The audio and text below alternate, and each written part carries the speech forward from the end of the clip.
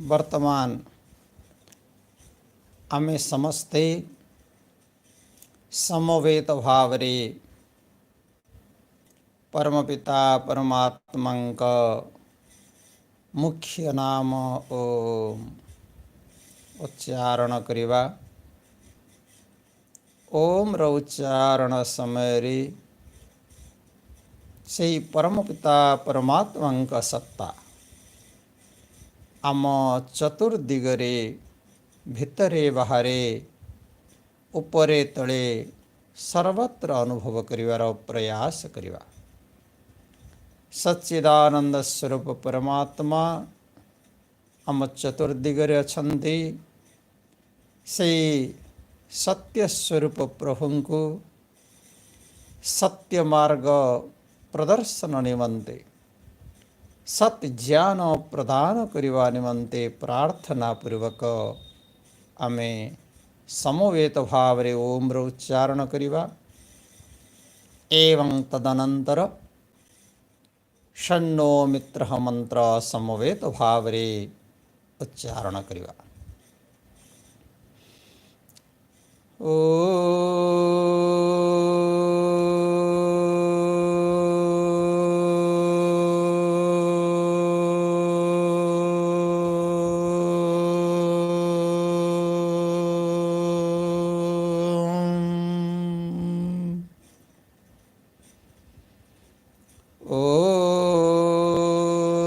शन्नो मित्रः शं वरुणः शन्नो भवत्वर्यमा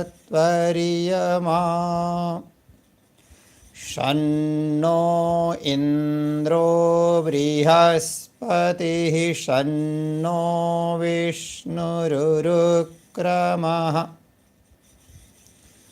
नमो ब्रह्मणे नमस्ते वायो त्वमेव प्रत्यक्षं ब्रह्मासि त्वामेव प्रत्यक्षं ब्रह्म वदिष्यामि ऋतं वदिष्यामि सत्यं वदिष्यामि तन्मामवतु तद्वक्तारमवतु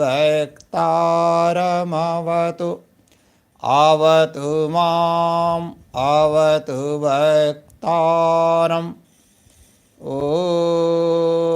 शान्तिः शान्तिः शान्तिः। समादरणीय सज्जन मंडली एवं उजार योग्य मातृशक्ति परमपिता परमात्मा महती अनुकंपारू आमे सत्यार्थ प्रकाश अध्ययन अध्यापना पठन पाठनर एही कक्षरे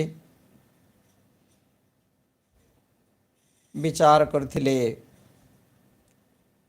सत्यार्थ प्रकाशर पृष्ठभूमि विषय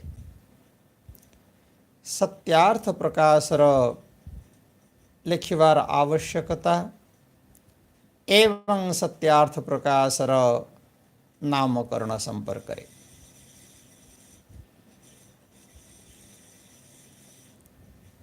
आज आमे महर्षि दयानंद सरस्वती सत्यार्थ प्रकाश ग्रंथर जो भूमिका लिखिछन्ति सेठु आमे हमर पठन पाठन अध्ययन अध्यापना कार्यक्रम को आगु को बढ़ाइबा। ओम सच्चिदानंदायश्वराय नमो नमः। जो मानक पाखरे पुस्तक अछि से मैंने भूमिका भाग जो अच्छी से सत्यार्थ प्रकाश जो पुस्तक अच्छी तार सप्तम पृष्ठ देखंतु जो भूमिका अच्छी आपण मान जो मान पाक पीडीएफ भी पठाई से माने भी से सप्तम पृष्ठ देखिपारे। सत्यार्थ प्रकाश को द्वितीय थर शुद्ध रूपे प्रकाशन करा जाइछि। कारण जो समय रे मु एही ग्रंथ रचना करिथिली सही समय रे एवं ता पूर्वरु संस्कृत रे भाषण आदि करिवा पठन पाठन रे संस्कृत ही कहिवार अभ्यास थिबा तथा मातृभाषा गुजराती हेथिवा कारणरु इत्यादि कारणरु एही हिंदी भाषा विषय रे मोर विशेष ज्ञान नथिला। वर्तमान एही भाषा को व्याकरण अनुसार उत्तम रूपे जानी अभ्यास भी करनेछि। तेणु एही संशोधित संस्करणर भाषा पूर्वापेक्षा उत्तम होइछि। केउठी केउठी शब्द वाक्य रचना पूर्व ठारू अलगा होइछि, कारण सेपरी करिवा आवश्यक थिला। सेही परिवर्तन न कले भाषार परिपाटी सुधारिवा कठिन थिला। भाषार परिपाटी दृष्टिरु वाक्य रचना रे पार्थक्य होइथिले हैं अर्थरे भेद करा जाई नहीं। अधिकंतु किछि विशेष भी लिखा जाइछि। प्रथम संस्करण रे जेउ जेउ भूल रही जाइथिला से सबको संशोधन करी ठीक करी दिया जाइछि। ऋषि प्रथम वाक्य रे ही लिखिले सत्यार्थ प्रकाश को द्वितीय थर शुद्ध रूपे प्रकाशन करा जाइछि।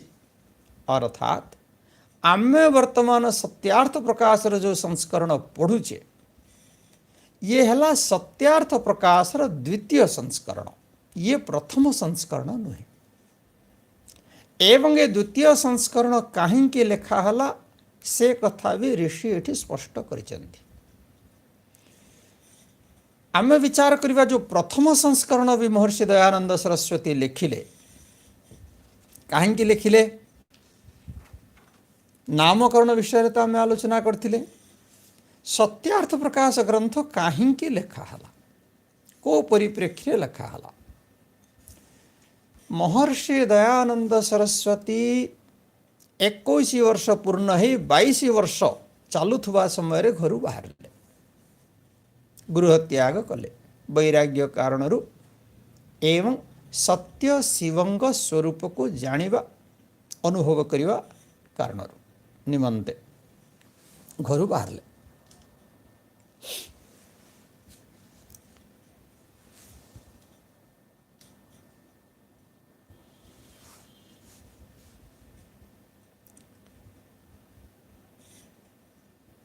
प्राय 14-15 वर्ष काल जोगी अन्वेषण रे सत्य ज्ञान अन्वेषण रे निरंतर भ्रमण कले 14-15 वर्ष काल। एवं अंतिम रे गुरु विरजानंद पाखे पहुँचले तो प्राय सेतबेलू तांको 36 वर्ष बयस जेतबेले से गुरु विरजानंद पाखे पहुँचले। ए 14 वर्ष काल भितरे बहुत धर्म संप्रदाय हिमालयर गिरी कंदराठू आरंभ करी नर्मदार घंच जंगल पर्यंत सबुठी से सत्य को खोजिचंदी, ज्ञान खोजिचंदी, योगी को अन्वेषण करिचंदी। परमात्मा को सत्य स्वरूप काहाठू जानिबे किए जणेबो तापे निरंतर भ्रमण करिचंदी।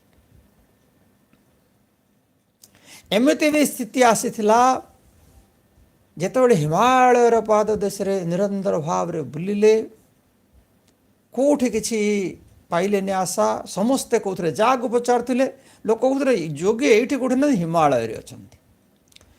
हिमालयर घन बरफाच्छन्न अंचल मध्य जेतबेले बुलिले कोठी किछि जोगी देखिलेनी। बहुत बद्रीनारायण भली मंदिर गुड़िकरे ताठू ऊपर भी जोठी मंदिर कंदर जोठी अच्छी गले खाली सबुठी सेई मंदिर, सेई घंटा, सेई घागुड़ी, सेई कोलाहल, ना ध्यान ना ज्ञान ना ईश्वर उपासनार यथार्थ स्वरूप किछि।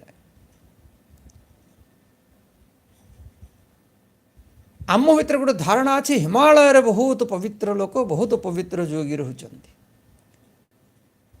किंतु अक्षी मठ भली मठरे मध्य महर्षि दयानंद सरस्वती जिते पहुँचले ସେଇଠି ମଧ୍ୟ ଖାଲି ମହନ୍ତଙ୍କ ଲୀଳା ମହନ୍ତ କହିଲେ ଚେଲା ହେଇଯ ଚେଲା କେମିତି କରାଯିବ ଦୀକ୍ଷା କେମିତି ଦିଆଯିବ ଇଏ ହିଁ ବିଚାର ଆଙ୍କୁ ଯେତେବେଳେ ଯୋଗ୍ୟ ବ୍ୟକ୍ତି ଦେଖିଲେ ଅକ୍ଷୀ ମଠର ମହନ୍ତ କହିଲେ ଚେଲା ହେଇଯ ମହର୍ଷି ଦୟାନନ୍ଦ ସରସ୍ୱତୀ ପଚାରିଲେ ଆଜ୍ଞା ଚେଲା ହେଲେ ମୋର କ'ଣ ଲାଭ ହେବ ମୋତେ କ'ଣ ମିଳିବ ମହନ୍ତ କହିଲେ କ'ଣ ମିଳିବ ବିଚିତ୍ର ପ୍ରଶ୍ନ ଆପଣ ପଚାରୁଛନ୍ତି ଏଡ଼େ ବଡ଼ ମଠ ଆପଣ ଦେଖୁଛନ୍ତି ସମ୍ପନ୍ନ ମଠ ବହୁତ ପଇସା ଅଛି ଆପଣ ତମେ ଯଦି ମୋ ଶିଷ୍ୟ ହେଇଯିବ ମୁଁ ମଲା ପରେ ତମେ ମହନ୍ତ ହବ ଏ ଗଦିରେ ବସିବ ଏ ସବୁ ଚେଲା ତମର ହେବେ ଏ ମଠ ତମର ହବ ଏ ସମ୍ପତ୍ତି ତମର ହବ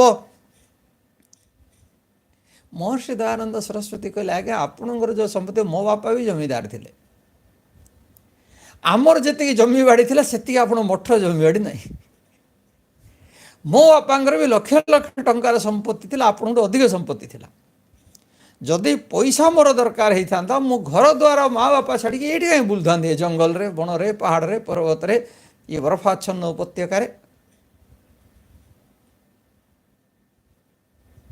मते जहाँ दरकार आपण पाखे ना मोहन तो आश्चर्य हो गले से बहुत लोक देखते बहुत गेरुआ पिंधुवा धड़ा पिंधुवा सीधा चिता काटुवा बंका चिता काटुवा निजे चिता काटुवा अन्य को चिता काटुवा एमती बहुत प्रकार लोग से देखते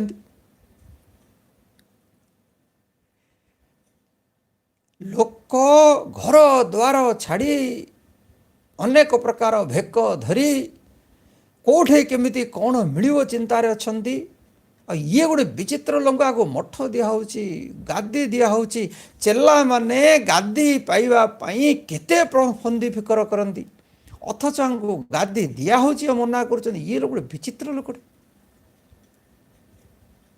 पचारे अच्छा तुम कौन एमती गोटे विशेष उद्देश्य अच्छी कहले आज्ञा मोर तीनटा उद्देश्य मोर प्रथम उद्देश्य हूँ सत्य आज जब हम सत्यार्थ प्रकाश देखुचे आर पृष्ठभूमिटा से महर्षि दयानंद सरस्वती जो घर बाहर प्रथम उद्देश्य होता सत्य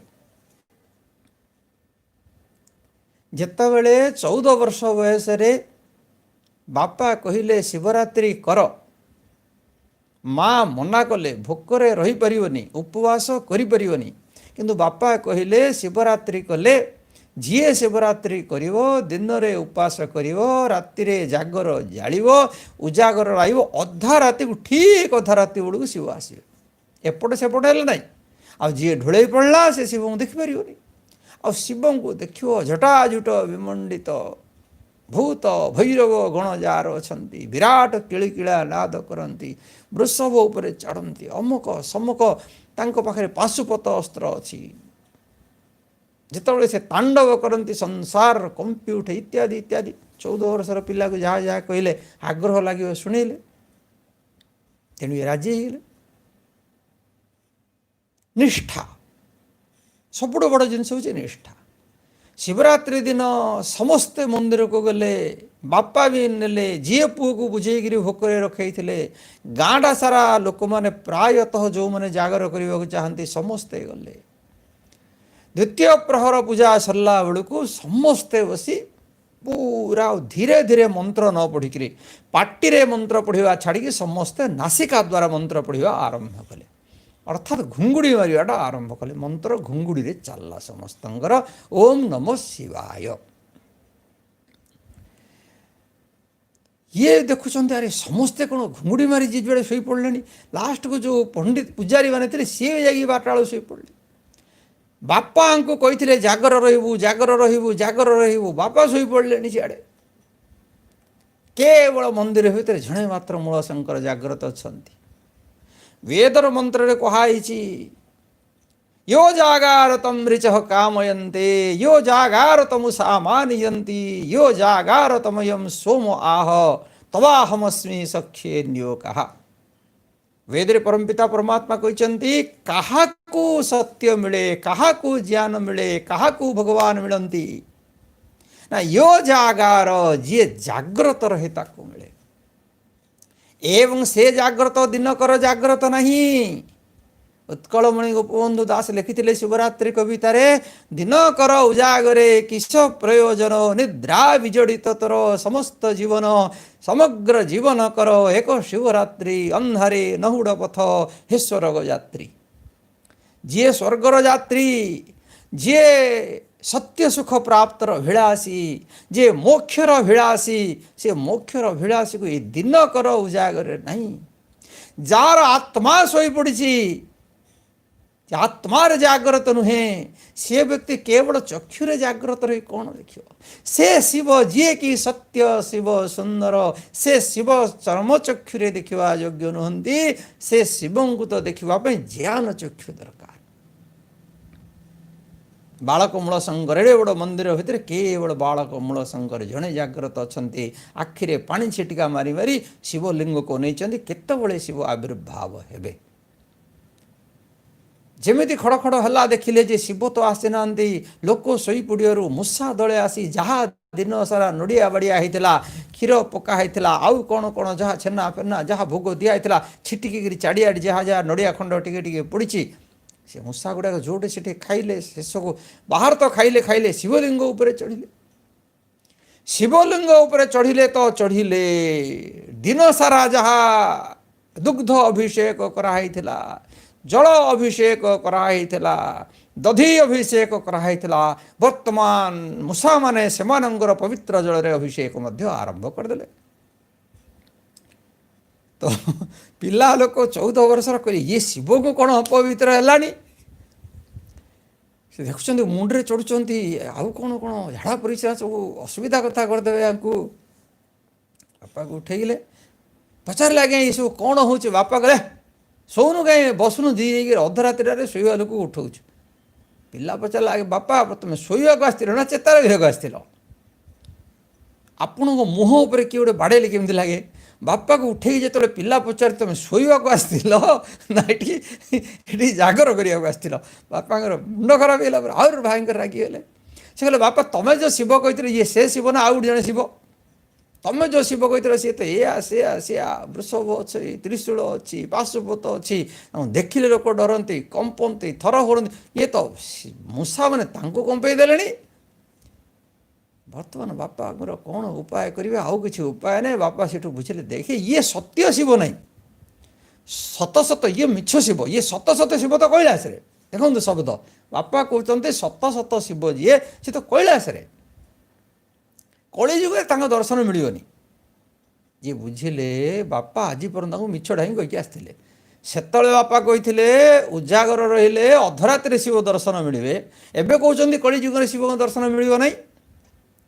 କହିଲେ, ବାପା ସେ ପଛର ବାପା ଠିକ୍ ନା ଏବର ବାପା ଠିକ୍? ମାନେ ପଛର କଥା ବାପାଙ୍କର ଠିକ୍ ନା ଏବର କଥା ବାପାଙ୍କର ଠିକ୍? ଇଏ ଗୋଟେ ଚିନ୍ତାରେ ପଡ଼ିଲେ। କହିଲେ, ଆମେ ସେ ଶିବଙ୍କୁ ଦର୍ଶନ କରିପାରିବା ନାହିଁ। ଏମିତି ଗୋଳେଇ ଗାଳି କଲେ, ଇଏ ମୂର୍ତ୍ତିଟା ହେଉଛି ତାଙ୍କର ପ୍ରତୀକ, ପ୍ରତୀକକୁ ପୂଜା କଲେ ସେ ଠିକ୍ ଭାବରେ ବୁଝିଯିବେ, ବୁଝିକରି ସେ ଆମକୁ ସମସ୍ତ ଜ୍ଞାନ ଦେଇଦେବେ, ଇତ୍ୟାଦି ଇତ୍ୟାଦି ସେ କହିଲେ। ବାଳକ ମୂଳ ଶଙ୍କର, 14 ବର୍ଷର ବାଳକ ମୂଳ ଶଙ୍କର ସେଦିନ ହିଁ କହିଦେଇଥିଲେ, ସତ୍ୟ ଶିବଙ୍କୁ ଦେଖିଲେ ହିଁ ପୂଜା କରିବି, ମିଛ ଶିବଙ୍କର, ମିଛି ମିଛିକା ଶିବଙ୍କର ପୂଜା କରିବି ନାହିଁ। ଏ ସତ୍ୟାର୍ଥ ପ୍ରକାଶର ଫାଉଣ୍ଡେସନ୍ ତ ସେଦିନ 14 ବର୍ଷରେ ପଡ଼ିଯାଇଥିଲା, ଆଜି ପଡ଼ିନି।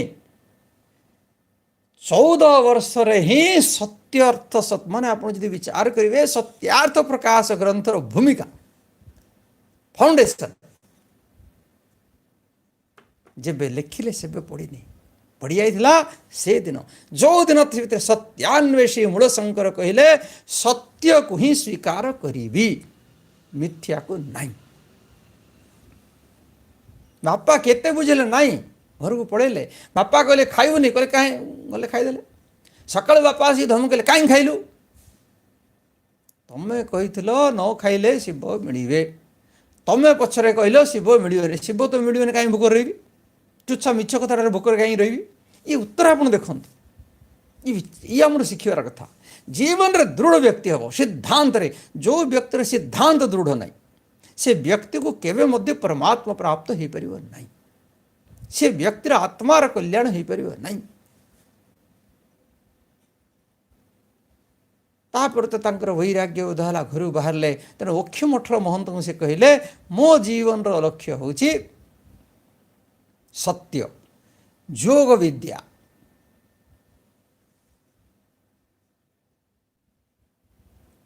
एवं मोक्ष तीनोटी जिनिस घर बाहर आपण पाखे नहीं आपण पाखे संपत्ति अच्छी सत्य नहीं ऋषि दयानंद अक्षमठर महंत को उत्तर थिला आपण पाखे संपत्ति अच्छी सत्य नहीं मते संपत्ति दरकार नहीं मते सत्य दरकार विराट 1000 वर्ष भितर आप पढ़ी देखी चलिए बहुत महापुरुष भारत वर्ष जन्म ग्रहण कर चेला बढ़ाई संख्या बढ़ाई बहुत प्रकार स्थान रे बहुत लोक बहुत प्रकार रे सत्य सहित समझौता कर हाँ बहुत लोक मानुंट आम न मानिले केमिति हम बहुत लोक जोड़ा कहते सत्य सबुबले संख्या निरपेक्ष ये ऋषि दयानंद सिद्धांत सारा संसार गोटे पटे थिला ऋषि दयानंद गोटे पटे थिले किंतु संसार को से संसार को पछरे गले नहीं सत्य पछरे गले ये सत्यार्थ प्रकाश भूमिका ऋषि दयानंद जीवन होची सत्यार्थ प्रकाश भूमिका ऋषि दयानंद आचरण होची सत्यार्थ प्रकाश ये तो लिखित सत्यार्थ प्रकाश परवर्ती काल आसला तो महर्षि दयानंद सरस्वती से दिन जो सत्य बाहर थिले बुलिले बहुत आड़े बहुत जिनस को देखिले किए तांको कहला शरीर भितर एमती अच्छी एते नाड़ी अच्छी एते चक्र अच्छी एते प्रति चक्र रे एते एतेटा पद्म अच्छी से पद्म खुली जाउची कुंडलिनी बोली गोटे शक्ति अच्छी मूलाधार रे बसची से साप भलिया अच्छी ऊपर को जाउची तळु को आसुची ये केते गप लोक कहले ऋषि दयानंद परीक्षा कले तांकर गोटे बहुत बड़ विशेषत्व है बिना परीक्षार ना स्वीकार करवा ना अस्वीकार करवा कौन बुझे ये गुरुत्वपूर्ण जो मैंने आज सत्यार्थ प्रकाश पढ़ुंट से जीवन रे व्रत नियंतु ना बिना परीक्षा रे तर्क बिना प्रमाण दीटा कथा तो तर्क और प्रमाण प्रमाण अर्थ परीक्षण न्याय न्याय दर्शन वात्स्यायन भाष्य ऋषि कहले वात्स्यायन प्रमाण अर्थ परीक्षण न्याय प्रमाण द्वारा अर्थ को परीक्षा करवा पदार्थ को परीक्षा करवा हूँ न्याय बिना तर्क और बिना प्रमाण ये दीटारे केबे मध्य किछि मध्य ग्रहणीय नुहे तेणु आम जीवन रे जेतेबेले ग्रहण भी किछि करिवा ग्रहण करिवा पय मध्य परीक्षा करिवा एटा ठीक बोली मानिवा पय मध्य परीक्षा करिवा ठीक नहीं बोली कहिवा मध्य परीक्षा करिवा ठीक बोली मानिवा पय मध्य तर्क प्रमाण दरकार ठीक नहीं बोली कहिवा मध्य तर्क प्रमाण दरकार बिना तर्क रे बिना प्रमाण रे ना को ठीक कहिवा ना भूल कहिवा ये हूँ वैशिष्ट्य आमर हवा कथा जो मैंने आम सत्यार्थ प्रकाश पढ़ुचे ये गोटे संकल्प नहीं आम सत्यार्थ प्रकाश पढ़ा तेबे जीवन रे आमको सत्यर अर्थर प्रकाश रे आम हृदय प्रकाशित हम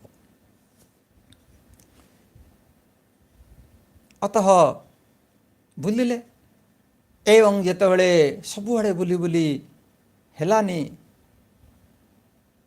जितेबले हिमालयर पाद घंच स्थान रे बुलुचंदी बरफ भितर गोटे नदी पार होकरी एमती गोटे स्थिति आसला गोड़ क्षत विक्षत आगु को जीवाकू शक्ति सामर्थ्य नहीं तांको भितर गोटे क्षण भावना आसला मरी जाइथिले हेले भल होई थांता केते खोजिली केते बुलिली कोठी तो किछि मिलला नहीं ए जीवनटा एमती पळौछि किंतु परवर्ती काल रे भावना आसला नहीं परमात्मा मरिवा पई दे नहंती उपनिषद कथा ऋषि मन पड़ला नायमात्मा बलहीन लभ्य उपनिषद ऋषि कहते नायमात्मा प्रवचन लभ्य नायमात्मा बलहीन लभ्य ये परमात्मा आत्मा परमात्मा जो ज्ञान आत्मा परमात्मा जो साक्षात्कार जा पाखर ना शारीरिक बल अच्छी आत्मिक बल अच्छी बौद्धिक बल अच्छी नायमात्मा ना प्रवचन द्वारा मिले नायमात्मा बलहीन लभ्य बल नथिबा लोक दुर्बल व्यक्ति आत्मबलहीन व्यक्ति द्वारा आत्म परमात्मा साक्षात्कार हेनी तेणु आमको दृढ़ होगा पड़ो मत पढ़ा पड़ो मत जाना पड़ो परमात्मा साक्षात्कार करने को पड़ो से विचार से चलले तेणु आउ थे भावना आसला बंचा पड़ो ज्ञान प्राप्त करने को पड़ो तापर चलले गुरु पाखे पढ़िले पढ़ा पर सत्य ज्ञान यथार्थ ज्ञान है प्रथम पुस्तक तो सी जिते आग्रा आसे प्रथम प्रवास गुरुंकर आश्रम बाहर 2 वर्ष आग्रा रही से प्रथम बही लिखिले ता ना हूँ संध्या। ऋषि दयानंदर जीवन को आप देखिए जदि सब गोटे माने प्रत्येक कार्य सहित प्रत्येक कार्य गोटे सामंजस्य अच्छे। घर बाहर थे सत्य शिव स्वरूपंकर सत्य शिवंकर स्वरूप को जानापी एवं जेतबले गुरुंक पाखरे बसी परमात्मा यथार्थ स्वरूप वैदिक स्वरूप को बुझीगले तेणु संसार को से प्रथम पुस्तक देले संध्या कहले। जेहेतु वेद रे कहुई सर्वेषां वेदानां मुख्य अर्थ ईश्वर एवं मुख्य तात्पर्य अस्ति। ऋग्वेदादि भाष्य भूमिका ऋषि लिखुंट ये सबुजाक वेदर मुख्य उद्देश्य मुख्य विषय होचंती परमात्मा। तेणु ईश्वर विषय ज्ञान ठीक है संसार सबुजाक जिनस ठीक ठीक चलो जीवन में। तेणु ईश्वर उपासना प्रथम ठीक ठीक लोक करवा आवश्यक। अतः से जो ईश्वर स्वरूप को वेद आधार रे बुझी संध्या आकार प्रथम पुस्तक देले। तापर जेतबले से प्रचार क्षेत्र में आग को बढ़ी जो स्थान रे जो प्रकार परिवेश को जाइछंती बॉम्बे गले से स्थान रे समानंकर वल्लभ मतर संप्रदाय सहित बहुत प्राबल्य थिला एवं वल्लभ मतर तथा से समय जो धर्माचार्य थिले सेमानंकर जो प्रकार आचार भ्रष्ट स्थिति थिले लोके भी त्रस्त थिले तांको चेला माने मध्य महर्षि दयानंद को निजे ऋषि दयानंद बॉम्बे जाई नांती वल्लभ मतर दीक्षा नहीं लोक शिष्य लोक गुरुंकर आचारहीन देखी सेमानंको सद्बुद्धि देवाई ऋषि दयानंद को डाकते। देखो महर्षि दयानंद सरस्वती निज इच्छा जाई नांती गुरु को सद्ज्ञान देवाई चेला मैंने डकई नहीं। तो से वल्लभ मतर खंडन विषय रे पुस्तक लिखिले। से भली भाव रे ऋषि जितेबाला अद्वैत वेदांत विषय बहुत चर्चा हला तार सत्य ज्ञान देवाई पुस्तक लिखिले। एभली भाव अनेक लिखा पर जितेबाला ऋषि दयानंद कलिकता गले ये सत्यार्थ प्रकाश लिखार पृष्ठभूमि से आरंभ होगा। कलिकता जितेबाला गले कलिकता पूर्व जीवन पर जीवन प्रचार कार्यशैली एक बहुत बड़ परिवर्तन आसला। कलिकता से बहुत प्रकार लोकों संगे मिसिले बहुत धार्मिक आंदोलन लोकों संगे मिसिले अत्यंत प्रगतिशील विचारधारा ब्राह्म समाज लोक एवं ब्राह्म समाज मध्य पुरातन एवं नवीन विचारधारा लोक केशव चंद्र सेन भले एकदम प्रगतिशील उग्र प्रतिक्रियाशील ब्राह्म समाज नेता सहित मिसिले एवं ब्राह्म समाज भितर को जाइए संस्कार को चाहूले प्राचीन परंपरा को स्वीकार करथिवा रवींद्रनाथ कविगुरु रवींद्रनाथ ठाकुर पिता देवेंद्रनाथ ठाकुर संस्पर्श भी आसिले। से समय रे आउ जो भिन्न भिन्न आंदोलन रामकृष्ण परमहंस जो आंदोलन आसला ताकू भी से पाखर देखिले केबे जाई नांती रामकृष्ण परमहंस सहित साक्षात्कार हेनी किंतु से आंदोलन कलिकता चलता अनेक लोक सहित विचार विमर्श। से समय जो समाज संस्कार कार्य करते ईश्वर चंद्र विद्यासागर प्रमुख समान सहित भी विधवा विवाह वृद्ध विवाह बाल्य विवाह ये सब जाक समाज जो कुरीति चलती से विषय रे दूरीकरण विषय आलोचना हला। ए सबुजाक देखा पर ऋषि दयानंद विचार कले जे समाज रे परिवर्तन आनिबा को हेले प्रवचन सहित लेखन को मध्य आउरी व्यापक करने को पड़ो। से समय ऋषि विचार कले छोटिया छोटिया पुस्तक अपेक्षा आमको किसी बड़ आकार बृहदाकार ग्रंथ जहाँ को कि प्राचीन आर्यावर्तर ऋषि मानकर जो विचार अच्छी से विचार समाज विविध क्षेत्र अच्छी तेणु समाज जो जो क्षेत्र में कुसंस्कार व्यापक होकर अच्छी से क्षेत्र में वैदिक विचार कौन जन्मरू मृत्यु पर्यंत सत्यार्थ प्रकाश गोटे विशेषण आम आगू देखा वैशिष्ट्य जन्मरू आरंभ करी मृत्यु पर्यंत परमाणु आरंभ करी परमात्मा पर्यंत घर चलैवा आरंभ करी देश चलैवा पर्यंत चतुर्थ समुल्लास रे गृह चलैवा कथा जदि लिखिले षष्ठ समुल्लास रे देश चलैवा कथा भी लिखिले।